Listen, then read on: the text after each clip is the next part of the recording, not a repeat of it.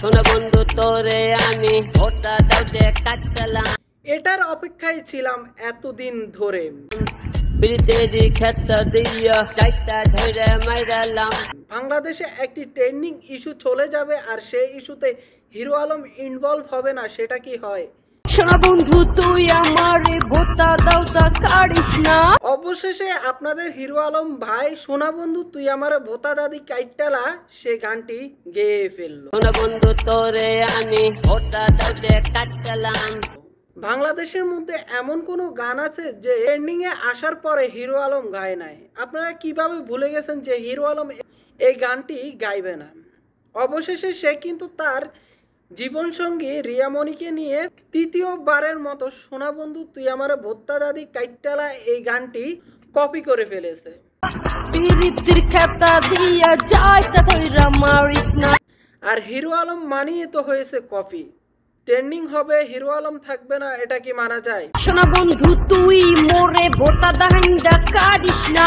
আসলে মূলত এই গানটি হুর করে ভাইরাল হয় জেপারের কারণে। জেপার একটি ইংলিশ গান গেয়েছে, আপনারা ইউটিউবে গিয়ে সার্চ করলে দেখবেন জেপারকে আপনারা সবাই চেনেন খুব ভালো করে। সে কিন্তু খুব ভালো মানের একজন শিল্পী।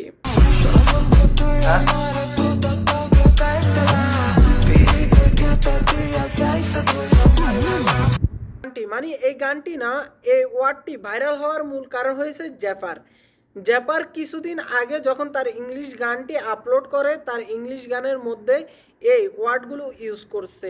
আর এটা দেখে হিরো আলমকে নিয়ে আগে যে গান তৈরি করতো মোমো রহমান, সে মোমো রহমান, জান্নাত এবং তোহা, আপনারা চিনেন তাদেরকে। তাদের কিছুদিন আগে কিছু ভিডিও ভাইরাল হয়েছে, 19-20 নাকি 20-30 এরকম ভিডিও। যাই হোক, তারা কাপল ব্লগ করা শুরু করে দিয়েছে, তাদেরকে নিয়ে এই গানটি গা।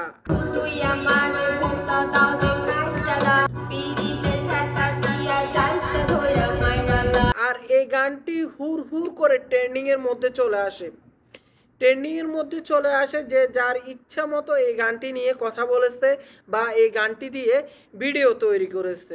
কিন্তু হিরো আলম বসে থাকবে, এটা কি হয়? এরকম একটা ট্রেন্ডিং ইস্যু চলে যায় আর তা দেখে হিরো আলমও চলে আসছে। এরকম ট্রেন্ডিং ইস্যুতে থাকা একটি গানকে কি হিরো আলম মিস করে দিবে? হিরো আলমও সে কিন্তু গানটিকে কাভার করে ফেলেছে।